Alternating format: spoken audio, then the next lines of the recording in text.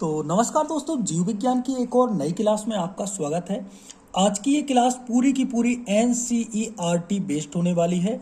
और ये जो क्लास है, मैं जितनी भी बातें बोलूँगा, मेरे मुंह से जितनी भी बातें निकलेंगी, वो सारी की सारी वही बातें होंगी जो एग्ज़ाम से आई हुई है, मतलब जो एग्ज़ाम में आती हैं। मैं एक भी बात ऐसी नहीं बोलूँगा कि आलतू फालतू की बात है, ठीक है। तो जितने भी इसमें फैक्ट रहेंगे, क्योंकि ये जो किताब है ना, अपने आप में एक पूरी की पूरी रहस्य है, ठीक है। और ये किताब है लूसेंट की किताब। तो पूरी की जितनी मतलब जीव विज्ञान का जितना भी पोर्शन है लूसेंट की किताब में, और जितना IMP चीज़ें हैं, वो सारी की सारी मैं इस वीडियो में कवर करने वाला हूँ। तो चलिए दोस्तों, वीडियो को स्टार्ट करते हैं। और आज का ये वीडियो आपके लिए बहुत ही ज़्यादा IMP होने वाला है, क्योंकि इस एक वीडियो से, और पता है अच्छी बात क्या है, मेरे पढ़ाने का तरीका क्या है, मैं इसमें लिख के ज़्यादा नहीं पढ़ाऊंगा। मैं एक प्रकार से आपको किताब से ही पढ़ाने वाला हूँ, जो भी उसमें तथ्य रहेंगे। लेकिन पढ़ाने का तरीका ये है, उसमें जो शब्द रहेगा ना, जैसे कोई भी मैंने शब्द ले दिया, जैसे कि पिसीकल्चर, ठीक है। तो पिसीकल्चर कैसे संबंधित है, मैं उसको एक फनी अंदाज में आपको सिखा दूंगा। तो ये आपका दिमाग है, ठीक है, ये आपका दिमाग है। तो डायरेक्ट आपके दिमाग में बात जाएगी, ठीक है। तो इतनी बात आपको दिमाग में रखनी है। तो चलिए दोस्तों, वीडियो को स्टार्ट करते हैं, क्योंकि वक्त को गंवाना ही मतलब अपने आप में एक प्रकार से मूर्खता है। अब देखो, मैं जूम कर रहा हूँ, जूम इसलिए कर रहा हूँ क्योंकि चलो भाई, सबसे पहला फैक्ट है जीव विज्ञान। तुम जीव विज्ञान पढ़ रहे हो। जीव विज्ञान को अंग्रेजी में कहते हैं बायोलॉजी, ठीक है। अंग्रेज लोग इसे बायोलॉजी कहते हैं, हम तो हिंदी वाले हैं, तो भाई हम तो जीव विज्ञान कहेंगे। तो जीव विज्ञान यह विज्ञान की वह शाखा है जिसके अंतर्गत जीवधारियों का अध्ययन किया जाता है। बहुत साधारण सी बात है, जीवधारी जानते हो तुम, हम जो भी सांस ले रहा है वो जीवधारी है, ठीक है। जो ये बायोलॉजी शब्द है, इसमें बायो का अर्थ होता है जीवन यानी कि लाइफ, और लोगोस का अर्थ होता है अध्ययन यानी कि स्टडी। तो बायोलॉजी में हम क्या करते हैं, इसमें जीवन का अध्ययन करते हैं, सजीवों का अध्ययन करते हैं, और सजीवों का अध्ययन ही बायोलॉजी कहलाता है। नेक्स्ट जो बात है, ये फैक्ट है, IMP फैक्ट, डायरेक्ट प्रश्न बनते हैं इनसे कि बायोलॉजी में बायो शब्द का अर्थ क्या है, ठीक है, लोगो शब्द का अर्थ क्या है। ये डायरेक्ट प्रश्न बनते हैं ऑब्जेक्टिव में, जो तुम एग्जाम देने जा रहे हो ना, रेलवे, SSC, कोई भी स्टेट एग्जाम हो, ठीक है, इनमें डायरेक्ट प्रश्न बनते हैं ऐसे। जीव विज्ञान शब्द का सबसे पहले प्रयोग किसने किया। अब ये प्रश्न ही नहीं आएगा जो तुम एग्जाम देने जा रहे हो, उसमें यही प्रश्न उठा के रख देंगे कि जीव विज्ञान शब्द का सबसे पहले किसने प्रयोग किया। तो तुम्हें हिरा जाओगे यदि पढ़ोगे नहीं तो लेमार्क ने किया है। किन्होंने किया, लेमार्क ने, ठीक है। और दूसरे लेमार्क थे फ्रांस से, और दूसरे थे ट्रेविनेरस। कौन थे, ट्रेविनेरस, ठीक है। अब पेन को पता नहीं बुखार हो गया ससुरे को, सुसाला ये पेन भी नहीं चल रहा है, चलो दूसरा पेन उठाते हैं। ट्रेविनेरस। अब इन दोनों वैज्ञानिकों ने 1801 में जीव विज्ञान शब्द का प्रयोग सबसे पहले किया था। ये जीव विज्ञान की कुछ प्रमुख शाखाएं हैं। और पता है, यदि तुमने अभी तक एक आध बार एग्जाम दिया होगा, तो ये तुम्हें एपीकल्चर, सेरिकल्चर, पिसीकल्चर, माइकोलॉजी, ये शब्द तुम्हें कहीं ना कहीं ऑब्जेक्ट में देखने को मिले होंगे। ये मैं गारंटी लेता हूँ, नहीं मिले हो तो तुम या तो तुमने एग्जाम नहीं दिया है, या फिर तुम झूठ बोल रहे हो, ठीक है। तो इसको बहुत IMP है, ये जो मैं चीज़ें पढ़ा रहा हूँ ना, ये मोस्ट IMP है, ठीक है, मतलब IMP का भी बाप है। तो एपीकल्चर कहलाता है मधुमक्खी पालन का अध्ययन। जो मधुमक्खी पालन का अध्ययन है उसको कहते हैं एपीकल्चर, ठीक है। इसके बाद है सेरिकल्चर। सेरिकल्चर कहलाता है रेशम कीट पालन का अध्ययन, ठीक है, रेशम कीट पालन का अध्ययन। इसके बाद है पीसीकल्चर। पीसीकल्चर कहलाता है मत्स्य पालन का अध्ययन, ठीक है, मत्स्य पालन का अध्ययन क्या कहलाता है, पीसीकल्चर। इसके बाद है माइकोलॉजी। माइकोलॉजी जो कहलाती है, यह कवकों का अध्ययन, कवक शैवाल जानते हो, वही है कवकों का अध्ययन, माइकोलॉजी। इसके बाद है फाइकोलॉजी। तो कवक के बाद है शैवाल। देखो, कवक को कहते हैं, मतलब कवकों का अध्ययन है माइकोलॉजी, और एक और इसमें लगा दो फाइकोलॉजी। तो फाइकोलॉजी है शैवालों का अध्ययन। एंथ्रोलॉजी कहलाता है, एंथोलॉजी पुष्पों का अध्ययन। जो तुम फूल वगैरह है ना, गुलाब का फूल जो देते रहते हो लड़कियों को, वो उसको कहते हैं एंथोलॉजी। लड़कियां भी लड़कों को देती हैं, ठीक है। अब देखो, इसके बाद ये पोमोलॉजी, ये कहलाता है फलों का अध्ययन, पोमोलॉजी फलों का अध्ययन। आर्नियोलॉजी कहलाता है पक्षियों का अध्ययन, आर्नियोलॉजी पक्षियों का अध्ययन। और हाँ यार, एक और मैं बात कहता हूँ, यदि आपको मतलब आपने एक बार पढ़ रखा है इसको, तो आप 1.5x की स्पीड पे इसे देख सकते हो, आपको ज़्यादा अच्छी तरीके से मजा आएगा। ठीक है, इसके बाद है इक्थियोलॉजी। इक्थियोलॉजी कहलाता है मछलियों का अध्ययन। काय का अध्ययन? मछलियों का। ठीक है, जो मत्स्य पालन है वो अलग है, मछलियों का अध्ययन अलग है। ठीक है, इसी कल्चर है मत्स्य पालन में, दिमाग रखना। इसके बाद है एंटोमोलॉजी। ठीक है, एंटोमोलॉजी कहलाता है कीटों का अध्ययन।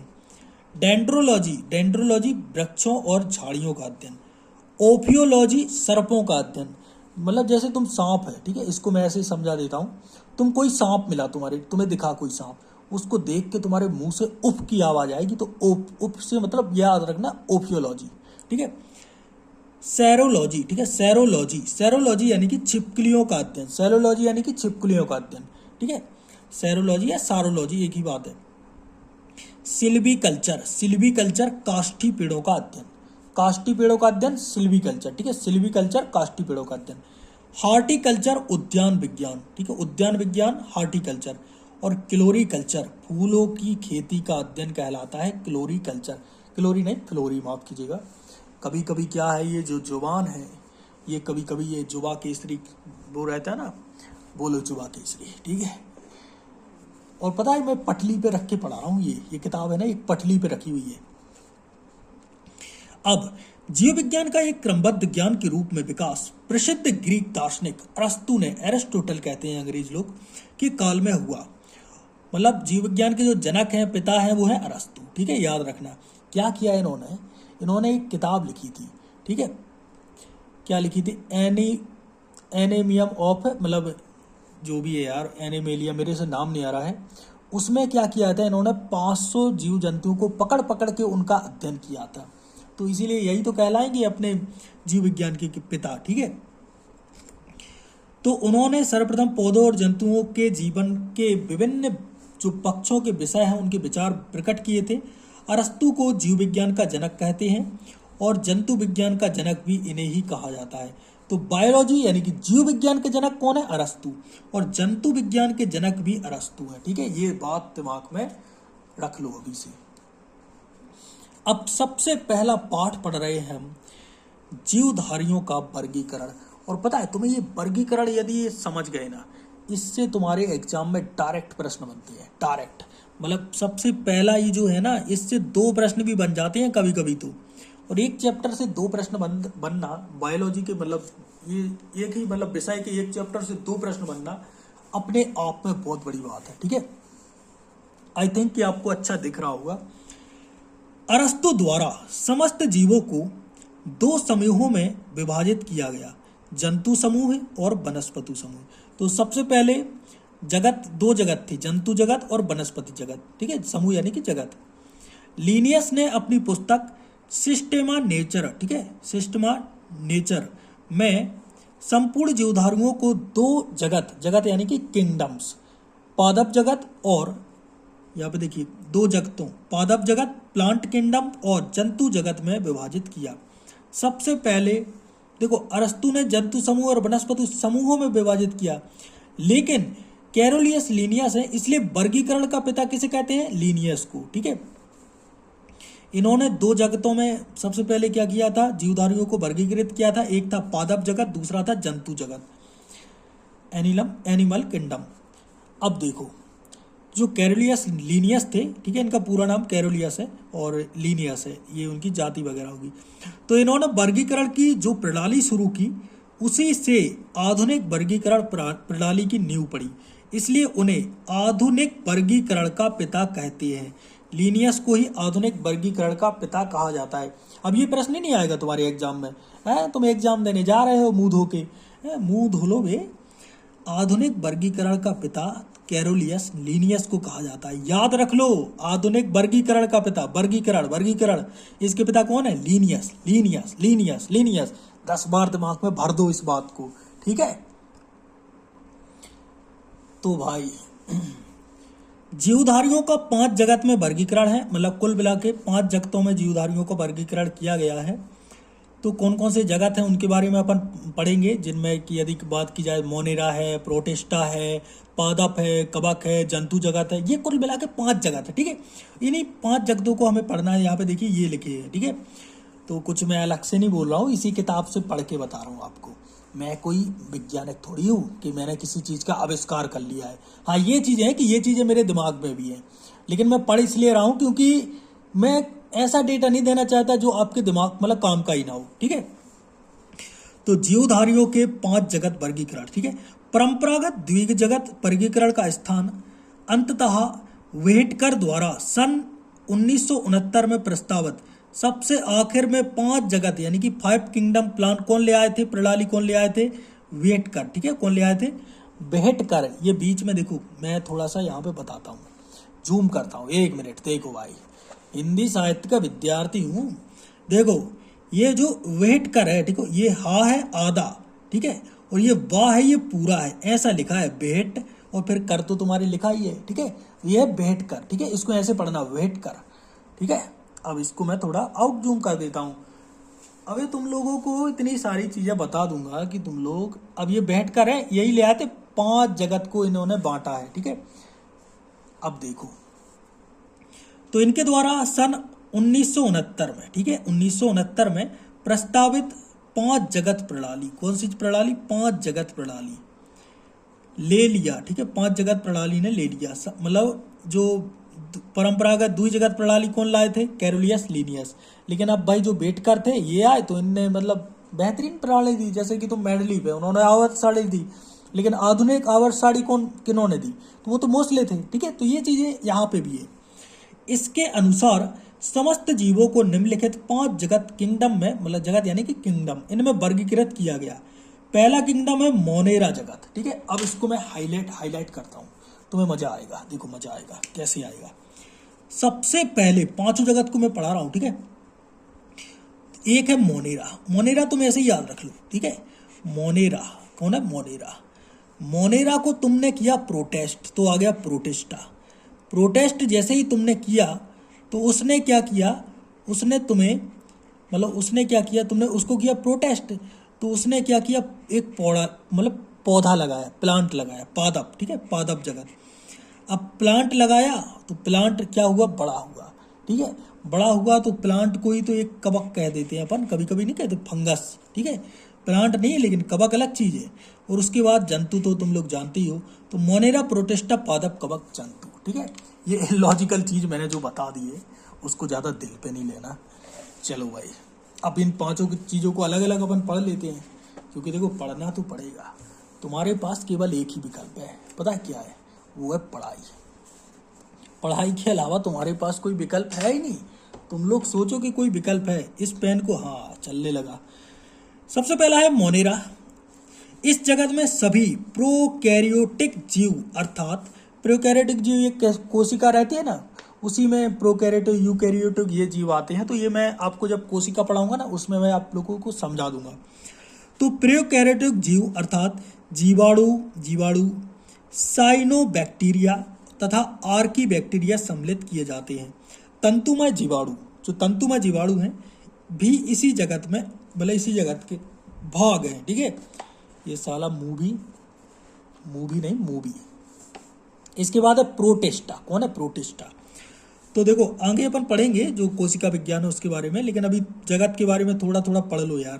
प्रोटेस्टा है, इस जगत में विविध प्रकार के एक कोशिकीय, प्रायः जलीय, ठीक है, फिर यूकैरियोटिक जीव सम्मिलित किए गए। तो मोनेरा में प्रोकैरियोटिक और प्रोटेस्टा है ना, इसमें यूकैरियोटिक जीव सम्मिलित किए गए। पादप एवं जंतु के बीच स्थित एगलीना, कौन सा? एगलीना, इसी जगत में स्थित है। यह 2 प्रकार की जीव पद्धति प्रदर्शित है, मतलब इसमें 2 प्रकार की पद्धति है। सूर्य के प्रकाश में स्वपोषित एवं प्रकाश के अभाव में इतर पोषित। इसके अंतर्गत साधारणतया प्रोटोजोआ आते हैं। प्रोटोजोआ काय में आते हैं? प्रोटेस्टा में। अब है पादप। तीसरा जगत है जो है पादप, ठीक है। पादप यानी कि प्लांट। इस जगत में प्राय सभी रंगीन बहुकोशिकीय प्रकाश संश्लेषी उत्पादक जीव सम्मिलित हैं। शैवाल, मांस, पुष्पीय तथा अपुष्पीय जीव, बीजीय पौधे इसी जगत के अंग हैं। अब देखिए, अगला है कवक। अगला है कवक यानी कि फंगस, फंगी लिखा है इसमें, ठीक है, फंगी भंगी, फंगी भंगी कवक, तुम ऐसे याद रख लो, फंगी भंगी कवक। इस जगत में बे यूकेरियोटिक तथा परपोषित जीवधारी सम्मिलित किए जाते हैं जिनमें अवशोषण द्वारा पोषण होता है। ये सभी इतरपोषी होते हैं। कैसे होते हैं? इतरपोषी। ये परजीवी तथा मृतोपोषी भी होते हैं। इनकी कोशिका भित्ति काइटिन नामक जटिल शर्करा की बनी होती है। तो कवक की कोशिका भित्ति काय की बनी होती है? काइटिन की। प्रश्न आया ये, पता है कैसे प्रश्न पूछा था? मेरे को थोड़ा थोड़ा याद है। कवक की कोशिका भित्ति किस पदार्थ की बनी होती है? उसमें ऑप्शन था अलाना, फिर ऑप्शन था फलाना, फिर ऑप्शन में लिखा था काइटिन, काइटिन। तो तुम लोगों को मैं बता दूं, कवक का संबंध सीधे काइटिन से है। इसकी कोशिका भित्ति काइटिन से बनी होती है, याद रख लेना, बनी होती है मतलब बनी होती है, ठीक है, बात खत्म। आगे आते हैं जंतु पे। पांचवा है जगत जंतु। जंतु यानी कि एनिमल। और तुम पता कौन हो? तुम जंतु ही तो हो, तुम एनिमल हो। इस जगत में सभी बहुकोशिकीय जंतु समभोजी यूकेरियोटिक उपभोक्ता जीव सम्मिलित किए जाते हैं। इनको मेटाजोआ भी कहते हैं। इनको क्या कहते हैं? मेटाजोआ। मेटाजोआ भी इनको कहा जाता है। हाइड्रा, जेलीफिश, कृमि, सितारा ये उदाहरण हैं जंतु जगत के।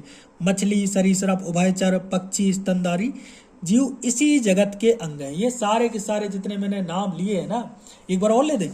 हाइड्रा, जेलीफिश, कृमि, सितारा, मछली, मछली, फिर फिश, सरीसृप, करे सांप तो नहीं है, उभयचर, पक्षी, स्तनधारी जीव इसी जगत के अंग हैं।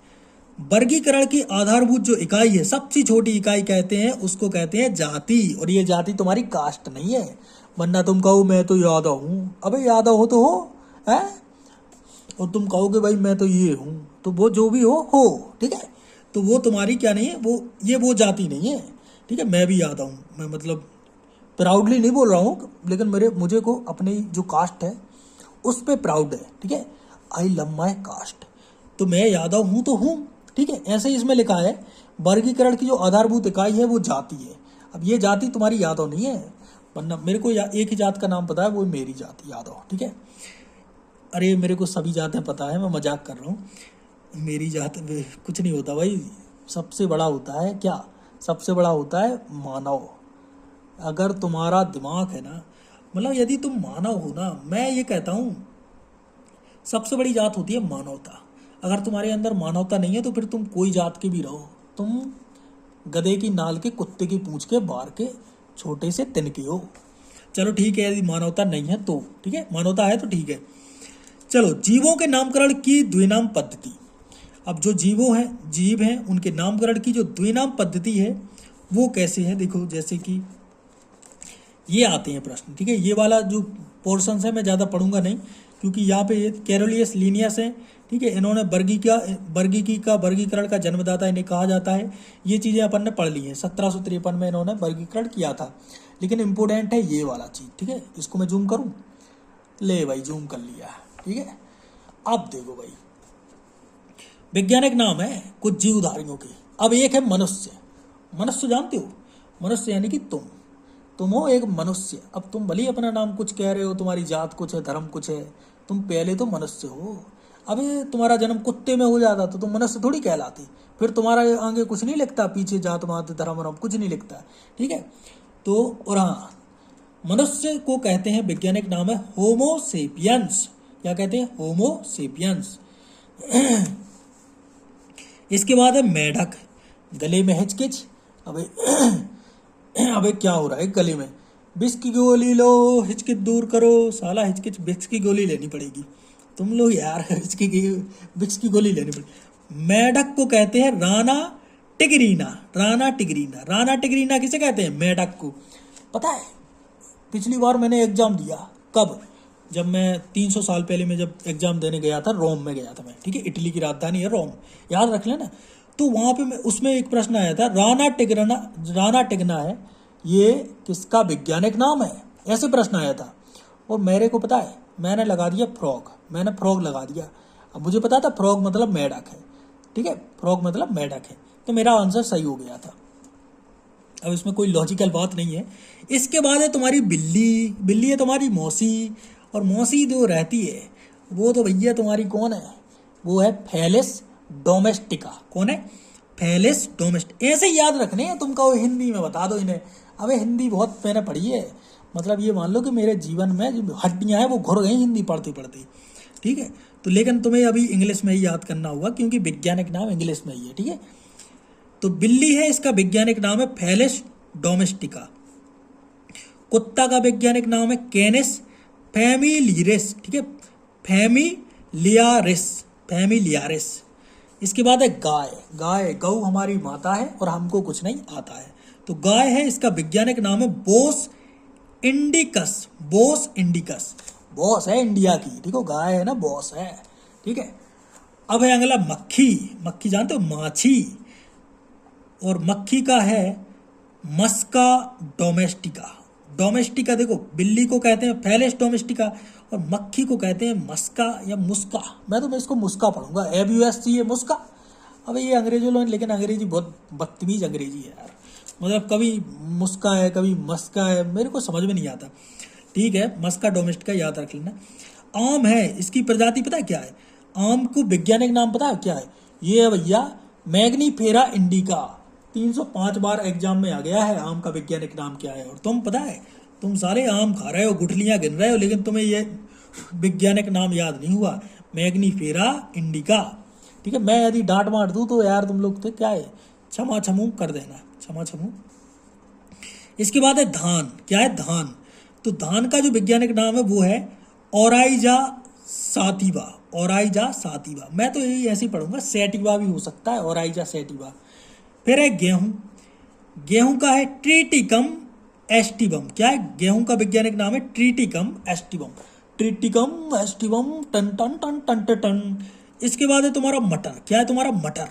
अबे मटर मटर मटर मटर मटर मटर मटर, मटर का है पीसम सैटिवम, ठीक है, सैटिवम। इसके बाद है तुम्हारा चना, चना, चना जानते हो? चना को अंग्रेजी में कहते हैं ग्राम, जी राम। तो यहाँ पे देखो राम लिखा है, ग्राम में लिखा है राम, तो आप सभी को जय श्री राम, ठीक है। अब देखो भाई, ये क्या लिखा है भाई? CICER, यानी कि साइसर। मैं तो इसको साइसर पढ़ूंगा, साइसर।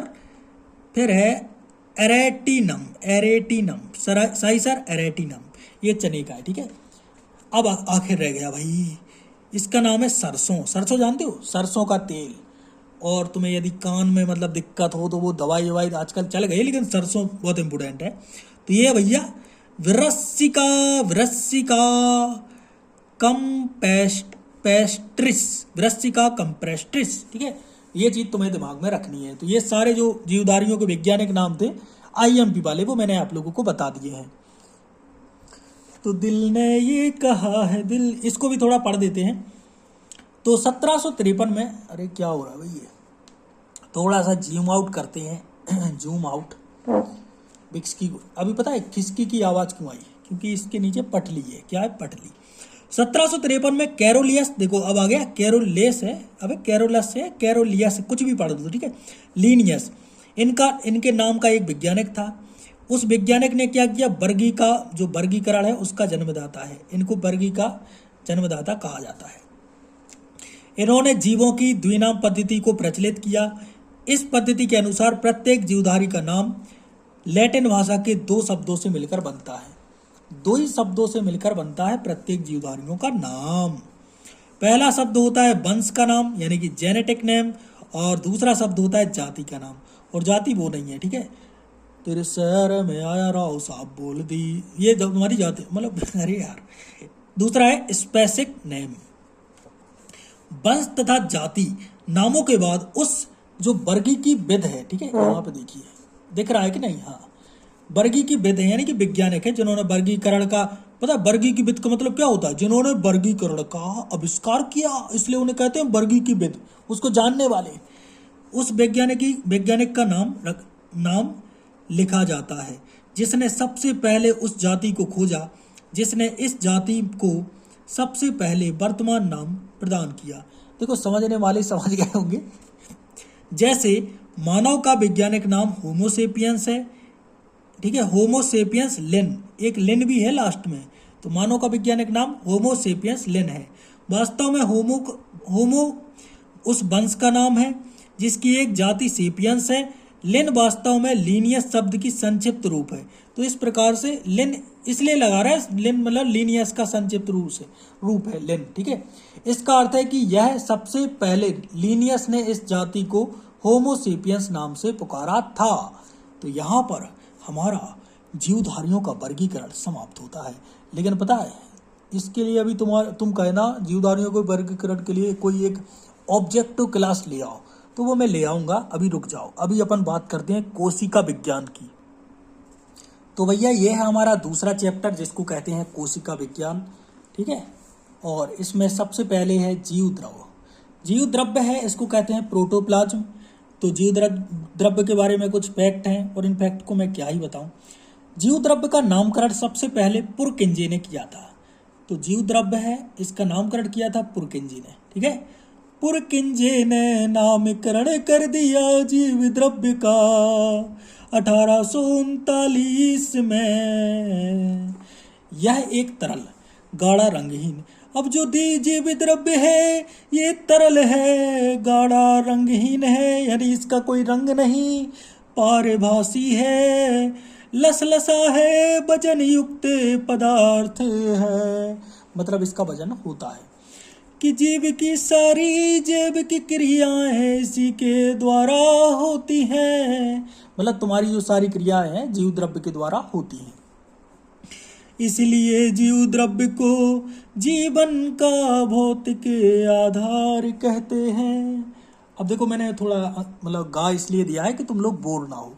अब जीव द्रव्य को पता है जीवन का भौतिक आधार कहा जाता है, जाने हो बबुआ, बिहारी में बोले ये जीव द्रव्य है, इसको जीवन का भौतिक आधार कहते हैं। और ये प्रश्न आया था मानव के नहीं, कोई भी जीवन मतलब व्यक्ति है, जीव है, जीवधारी है, उसके जीवन का भौतिक आधार क्या है? जीव द्रव्य। क्या है? जीव द्रव्य, ठीक है। सबसे छोटी इकाई क्या है? कोशिका। जीव द्रव्य नहीं लगा देना, कोशिका है। जीव द्रव्य को दो भागों में बांटा गया है, एक है भैया कोशिका द्रव्य और दूसरा है केंद्रक द्रव्य, और इन दोनों द्रव्य को मिला के ही जीव द्रव्य बनता है। सियावर रामचंद्र की जय। देखो अब भाई लोग, कोशिका द्रव्य है, यह कोशिका में केंद्रक एवं कोशिका झिल्ली के बीच रहता है। कोशिका द्रव्य है, कोशिका में केंद्रक एवं कोशिका झिल्ली के बीच रहता है, ठीक है। अब देखो भाई, जो कोशिका द्रव्य है, केंद्रक द्रव्य, कोशिका द्रव्य की तो बात कर ली, केंद्रक द्रव्य, ठीक है। अंग्रेजी में कोशिका द्रव्य को कहते हैं साइटोप्लाज्म और इसको कहते हैं न्यूक्लियोप्लाज्म। कभी कभी ऐसा आ जाता है, कभी कभी केंद्रक द्रव्य ना लिख के टाइपिस्ट क्या करता है, बदमाशी कर देता है। तो देखो, केंद्रक द्रव्य है, यह कोशिका में केंद्रक के अंदर पाया जाता है। सिंपल सी बात है यार, ठीक है। ये कोशिका में केंद्रक एवं कोशिका झिल्ली के बीच रहता है, ये पाया जाता है केंद्रक के अंदर। कौन पाया जाता है केंद्रक के अंदर? केंद्रक द्रव्य। कोशिका द्रव्य केंद्रक के बाहर, कोशिका झिल्ली के बीच, मतलब कोशिका झिल्ली और केंद्रक इन दोनों के बीच में रहता है। अबे ये कौन सा जीव है?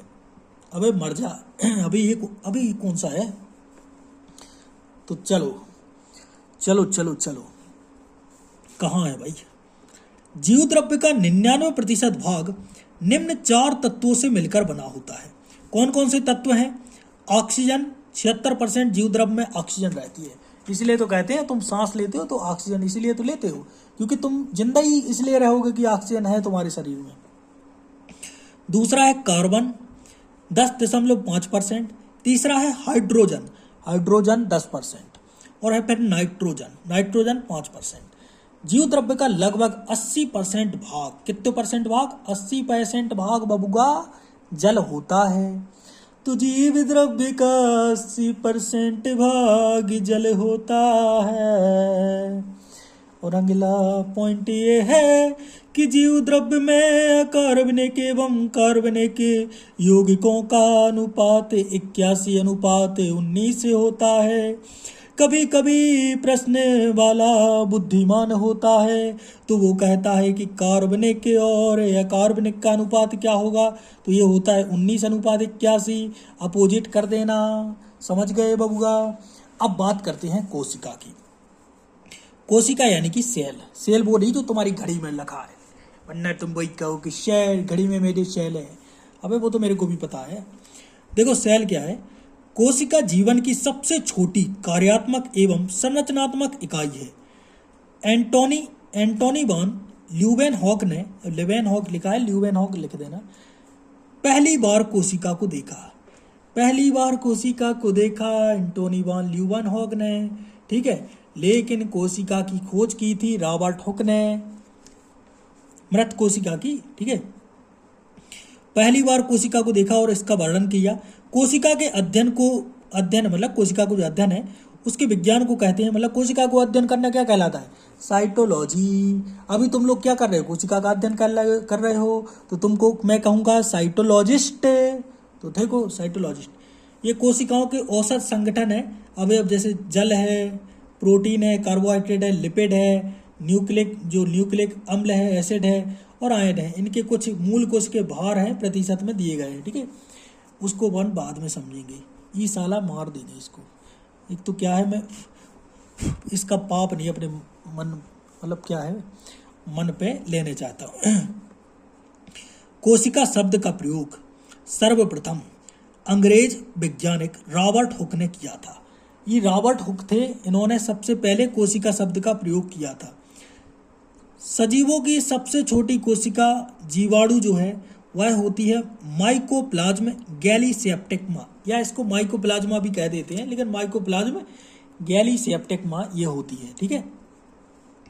सबसे लंबी कोशिका होती है तंत्रिका तंत्र वाली कोशिका, ठीक है। तंत्रिका तंत्र वाली कोशिका सबसे लंबी कोशिका होती है, बोलो स्वाहा। सबसे बड़ी कोशिका होती है शुतुरमुर्ग के अंडे। एक दीदी हैं, पता है, वो वीडियो बनाती हैं, तो वो कहती है मेरी शुतुरमुर्ग के अंडे उड़ गए। आज मुझे पता चला ये सबसे बड़ी कोशिका है शुतुरमुर्ग के अंडे, ठीक है। तो अंडे की जो कोशिका होती है वही होती है सबसे बड़ी कोशिका। कोशिका सिद्धांत का प्रतिपादन, अच्छा, मानव शरीर की होती है अंडाणु, ठीक है। मानव शरीर की सबसे बड़ी जो कोशिका होती है वो होती है अंडाणु, ठीक है। अंडाणु होती है, ठीक है। सबसे छोटी शायद शुक्राणु है, वो अपन आगे पढ़ेंगे। कोशिका सिद्धांत का प्रतिपादन 1838-39 में मैथियस स्लाइडेन मतलब स्लाइडेन और एक थियोडर स्वान, इन दो ने विज्ञा दाव तो कोशिका सिद्धांत। तो दो लोगों हैं, ठीक है। इस लाइन को यदि मैं मतलब कौन से रैप सॉन्ग में गाता हूँ, ठीक है। एक थे स्वैन, एक थे स्लाइडेन, दोनों ने दे दिया कोशिका का ब्लाइडेन मतलब सिद्धांत, ठीक है। 1839-40, अब 38-39 में दिया, ठीक है। हॉनी सिंगार। यद्यपि इनका सिद्धांत यह बताने में असफल रहा कि नई कोशिकाओं का निर्माण कैसे होता है। मतलब इन्होंने सिद्धांत तो दिया, लेकिन उन्होंने ये नहीं बता पाए कि नई कोशिकाएं, इनका निर्माण कैसे हुआ। तो फिर आए एक बार को अब आए भैया रूडोल्फ विर्चो। पहली बार रूडोल्फ विर्चो ने यह स्पष्ट किया कि कोशिका है वह विभाजित होती है। मतलब कोशिका है वह टूट के बन जाता है। मतलब एक कोशिका से 2 बना, 2 से 4, 4 से 8, 8 से 16, ठीक है। 32 तो तुम जानते ही हो, तुम्हारे दांत हैं। उसके बाद और नई कोशिकाओं का निर्माण पूर्व स्थित कोशिकाओं के विभाजन से होता है। ये बात कही थी अपने रूडोल्फ विर्चो ने 1855 में, ठीक है। पानी पी ले रहा यार तुम्हारे यार। 33 मिनट से लगातार मैं अपनी बात को दोहरा रहा हूँ। तुम्हें लग रहा होगा कि इसकी एनर्जी कम हो रही है, लेकिन मैं जितने ही आगे वीडियो चलता जाएगा मुझ में वो गुण जो मेरे अंदर है समाहित, मस्ती वाले, वो और ही आते जाएंगे। तो यहाँ पे एलवट्टाई होती है खत्म। कोशिका सिद्धांत की मुख्य बातें इस प्रकार से हैं। सभी जीव कोशिका व कोशिका उत्पाद से बने होते हैं, ठीक है। कोशिका उत्पाद जानते हो, जैसे कोशिका का कोई अंग है वो कोशिका उत्पाद कहलाता है। जैसे तुम्हारे शरीर का कोई भी अंग है वो कोशिका का ही बना है। सभी कोशिकाएं पूर्व स्थित कोशिकाओं से निर्मित होती हैं। कोशिकाओं का निर्माण जिस क्रिया से होता है उसमें केंद्रक मुख्य अभिकर्ता होता है, क्रिएटर होता है। तो ये 3 चीजें हैं, ठीक है। ये कोशिका सिद्धांत की 3 मुख्य बातें हैं। अब देखो भैया, ये है भैया तुम्हारा कोशिका है, ये 2 प्रकार की होती है। और हमने तुम्हें पता है पढ़ाओ तो मोनेरा है, तो इस मोनेरा जगत है उसमें प्रोकैरियोटिव कोशिका, मतलब प्रोकैरियोटिव है, जितने भी जीवों की प्रोकैरियोटिव कोशिका रहता है वो पाई जाता है मोनेरा में। और जो प्रोटिस्टा है उनमें यूकेरियोटिक की जगत की मतलब कोशिका पाई जाता है।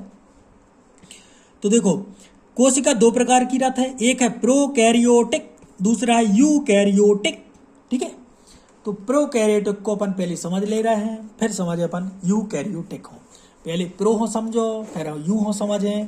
प्रो यानी कि प्रो यानी कि क्या, प्रो यानी कि कुछ नहीं। ठीक है, थोड़ा सा इसको कम जूम कर दे रहा है। ठीक है, इतो देखे तुम्हारा ना, तुम टेंशन ले लीजिए। प्रोकैरियोटिक कोशिका, इस कोशिका में हिस्टोन प्रोटीन नहीं होता है। कौन सा प्रोटीन नहीं होता है? हिस्टोन। काय में? प्रोकैरियोटिक कोशिका में, जिसके कारण क्रोमेटिन नहीं बन पाता है। केवल डीएनए का सूत्र ही गुणसूत्र के रूप में पड़ा रहता है, अन्य कोई आवरण इसे घेरे नहीं रहता। अतः केंद्रक नाम की कोई विकसित कोशिकांग इसमें नहीं होती है। जीवाणुओं मतलब प्रोकैरियोटिक में केंद्रक नहीं पाया जाता, ये मान लो। ठीक है, जीवाणुओं एवं नील हरित शैवालों में ऐसी कोशिकाएं पाई जाती। कौन सी? प्रोकैरियोटिक कोशिकाएं पाई जाती हैं जीवाणुओं में और पाई जाती हैं नील हरित शैवालों में। अब बात करते हैं यू यानी कि तुम्हारी नहीं, यूकैरियोटिक कोशिकाओं की।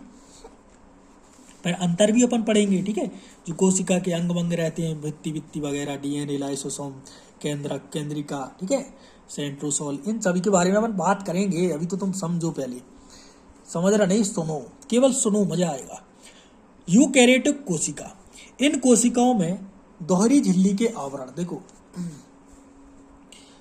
इन कोशिकाओं में दोहरी झिल्ली के आवरण केंद्रक आवरण से घिरा सुस्पष्ट केंद्रक पाया जाता है, जिसमें डीएनए व हिस्टोन प्रोटीन, देखो प्रोकैरियोटिक में हिस्टोन प्रोटीन नहीं रहता, इसमें हिस्टोन प्रोटीन के संयुक्त होने से बनी क्रोमेटिन तथा इसके अलावा केंद्रिका भी होती है। तो ये चीज़ें इसमें रखें यूकैरियोटिक में। ठीक है, तो ये बातें तुम्हें दिमाग में रखना है। अब देखो, ये है तुम्हारा प्रोकैरियोटिक और ये है यूकैरियोटिक और ये है तुम्हारे अंतर। ठीक है, तो विशेषता कोशिका भित्ति, जो प्रोकैरियोटिक है प्रोटीन तथा कार्बोहाइड्रेट की बनी होती है, इनकी कोशिका भित्ति इनमें। यूकैरियोटिक में कोशिका भित्ति सेल्यूलोज की बनी होती है। माइटोकॉन्ड्रिया, तो ये माइटोकॉन्ड्रिया है, ये प्रोकैरियोटिक में अनुपस्थित रहते हैं, लेकिन भैया यूकैरियोटिक में उपस्थित रहते हैं। ठीक है, उपस्थित रह जाना। तो जैसे तुम स्कूल में जाते पहले, तो तुम पता है क्या कहते? तुम कहते प्रेजेंट सर, उन्होंने कही राम प्रसाद, तुमने कही प्रेजेंट सर। ठीक है, तो वही होती उपस्थित। तो इतने देखो, जो माइटोकॉन्ड्रिया है जो तुम्हारी प्रोकैरियोटिक कोशिकाओं में उपस्थित नहीं होती है। ठीक है, अरे थोड़ा सा जो, हाँ देखो विक्स की गोली फिर से लेनी पड़ेगी क्या? अब देखो, फिर है इसके बाद एंडोप्लाज्मिक रेटिकुलम, ई भी इसमें क्या होता है? अनुपस्थित होता है। क्या होता है? अनुपस्थित। कहे में प्रोकैरियोटिक में, यूकैरियोटिक में भैया उपस्थित रहे। यू यानी कि तुम, प्रो यानी कि कोनो पागल आदमी। ठीक है, राइबोसोम 70 इस प्रकार के होते हैं, ये प्रकार यहाँ जी कोशिका के। ठीक है, तुम यही बात मान लो कि राइबोसोम है, ये प्रकार है। और दूसरे यूकैरियोटिक में 80 इस प्रकार के राइबोसोम होते हैं। ऐसे एक यूनिट है, बाद में बताएंगे। इसके बाद है गाल्गी काय नहीं, बचपन से गाल्गी पढ़ा है, तो ये गाल्गी नहीं है, गाल्जी काय। क्या है? गाल्जी काय।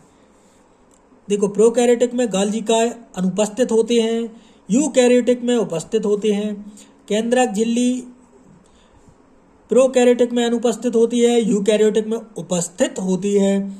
लाइसोसोम प्रोकैरियोटिक में अनुपस्थित होता है और यूकैरियोटिक में उपस्थित होता है।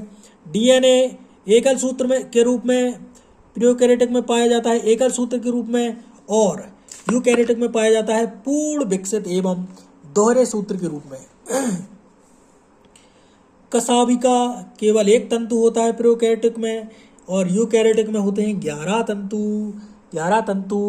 तंतु जानते ही हो, तंतु। केंद्रिका प्रोकैरियोटिक में अनुपस्थित होती है, यूकैरियोटिक में उपस्थित होती है। सेंट्रियोल मतलब साल उड़ा जाता है ना। सेंट्रियोल प्रोकैरियोटिक में अनुपस्थित होता है, यूकैरियोटिक में उपस्थित होता है। श्वसन प्लाज्मा झिल्ली द्वारा होता है। प्रोकैरियोटिक में जो श्वसन होता है, सांस लेते हैं, वो लेते हैं प्लाज्मा झिल्ली द्वारा, लेकिन यूकैरियोटिक में सांस ली जाती है माइटोकॉन्ड्रिया द्वारा। अच्छा, इमें प्रोकैरियोटिक में माइटोकॉन्ड्रिया द्वारा का सांस क्या नहीं लेते, कहीं कि जिसमें माइटोकॉन्ड्रिया है वह उपस्थित ही नहीं रहता, तो का सांस कहाँ से ले रहा है। ठीक है। लिंग प्रजनन नहीं पाया जाता है प्रोकैरियोटिक में, यूकैरियोटिक में पाया जाता है, यूकैरियोटिक में पाया जाता है। प्रकाश संश्लेषण थाइलेकाइड, ठीक है, थाइलेकाइड में होता है इसमें प्रकाश संश्लेषण। प्रोकैरियोटिक कोशिकाओं में, इसमें क्लोरोप्लास्ट में होता है। ठीक है, तो अब देखो भाई, थोड़ा सा सांस ले ली मैं। कोशिका विभाजन, इसमें अर्धसूत्री प्रकार का होता है प्रोकैरियोटिक कोशिका, मतलब उनमें कोशिकाओं में कोशिका विभाजन अर्धसूत्री प्रकार का। और जो यूकैरियोटिक होती है इसमें अर्धसूत्री और समसूत्री दो ही प्रकार के रहते हैं कोशिका विभाजन होते हैं। अब हम पढ़ने वाले हैं कोशिका के भाग। भाग मतलब वो नहीं तुम भागने लगो कि भाग मतलब भाग, भाग मतलब वो भाग भी नहीं कि गुणा भाग करने लगो, भाग मतलब हिस्सा, उसके अंग, वो वाले भाग। ठीक है, पार्ट। हाँ,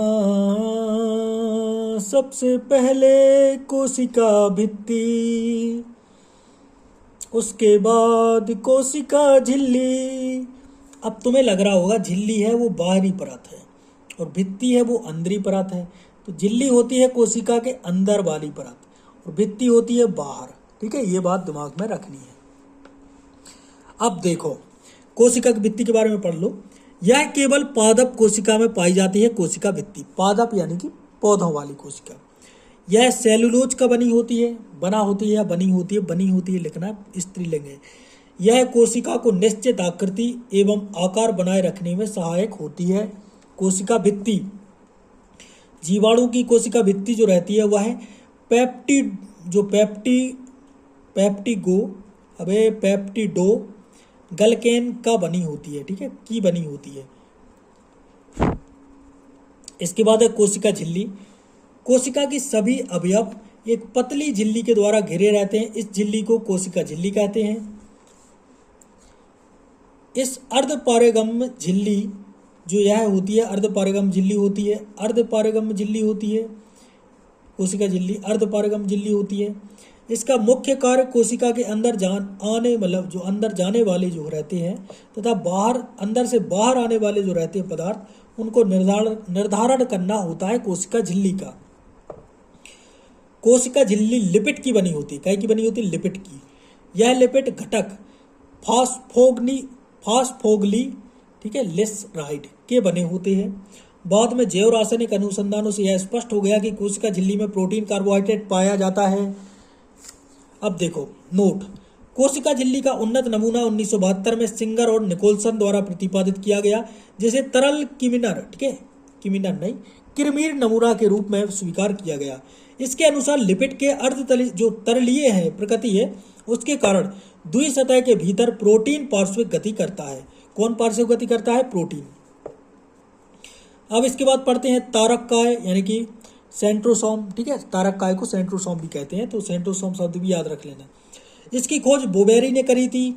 काय की खोज करी थी बोबेरी ने, तारक काय की, सेंट्रोसोम की। यह केवल जंतु कोशिकाओं में पाया जाता है, पादप में नहीं पाया जाता है।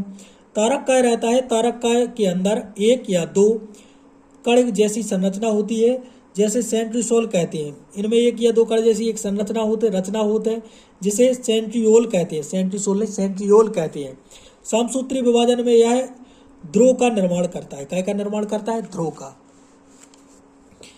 इसके बाद है अंतःद्रव्य जालिका। यूकैरियोटिक कोशिकाओं के कोशिका द्रव्य में चपटे आपस में जुड़े थैलीयुक्त छोटी नलिकावत जो जालिका है वह तंत्र बिखरा रहता है, जिसे अंतःद्रव्य जालिका कहते हैं। प्रायः राइबोसोम अंतर जो द्रव्य है जालिका के बाहरी सतह से चिपके रहते हैं। जिस अंतःद्रव्य जालिका की सतह पर राइबोसोम है वो मिलते हैं, उसे खुरदरी अंतःद्रव्य जालिका कहते हैं। राइबोसोम की अनुपस्थिति पर अंतःद्रव्य जालिका चिकनी हो जाती है। ठीक है, चिकनी लगती है या हो जाती है? लगती है। इसे चिकनी अंतःद्रव्य जालिका कहते हैं, जो कोशिका प्रोटीन संश्लेषण एवं स्त्रवण में सक्रिय भाग लेती हैं। उनमें खुरदरी अंतःद्रव्यीय जालिका बहुतायत से मिलती है। मतलब जो कोशिकाएं रहती है प्रोटीन संश्लेषण में स्त्रवण के सक्रिय भाग लेती हैं तो उनमें खुरदरी अंतर्वृत्तीय जालिका बहुतायत से ज़्यादा मिला था मात्रा में। चिकनी अंतर्वृत्तीय जो जालिका है वह प्राणियों में लिपिड संश्लेषण के मुख्य स्थल होते हैं। लिपिड की भांति स्टीरॉयडल हार्मोन चिकने अंतर्वृत्तीय जालिका में ही होते हैं। अब देखो अपन डायरेक्ट पढ़ जा रहे हैं। राइबोसोम की खोज करी थी रॉबिन्सन और ब्राउन ने। ठीक है, सबसे पहले इन्हें देखो तो राइबोसोम हो प्रोटीन की फैक्ट्री भी कही जाती है। तो जा बात याद रख लियो, राइबोसोम का कही जात प्रोटीन की फैक्ट्री। अब देखो भाई, इसके बाद माइट्रोकांडिया, दिख रहा हो माइट्रोकांडिया। तो माइट्रोकांडिया की खोज करी थी कोलिकर अल्टमैन ने। कौन ने करी थी? कोलिकर अल्टमैन ने 1886 में करी थी। माइट्रोकांडिया कोशिका को ऊर्जा हाउस भी किए थे। ठीक है, तो कोशिका की शक्ति को केंद्र को है माइट्रोकांडिया। माइट्रोकांडिया विखंडन द्वारा विभाजित होता है।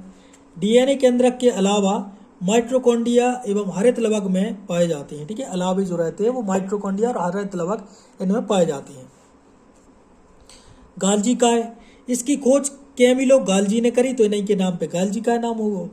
ठीक है, तो गाल्जी काय हो अणुओं का यातायात, मतलब कोशिका है उसके अणुओं का यातायात प्रबंधक भी कहते हैं। बस इतनी चीज दिमाग में रख लो। लाइसोसोम जो होता है इसको आत्मघाती थैली भी कहते हैं क्योंकि ये अपने आप को भी मार लेता है। ठीक है, इसके बाद है लवक।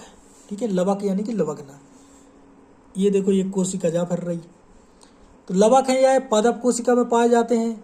यह 3 प्रकार के होते हैं, हरित लवक, आवर्णी लवक, बर्डी लवक। सुने हैं नाम? इसके बाद हरित लवक अलग है, आवर्णी लवक अलग है, बर्डी लवक अलग है। ठीक है, तो यही लवक है।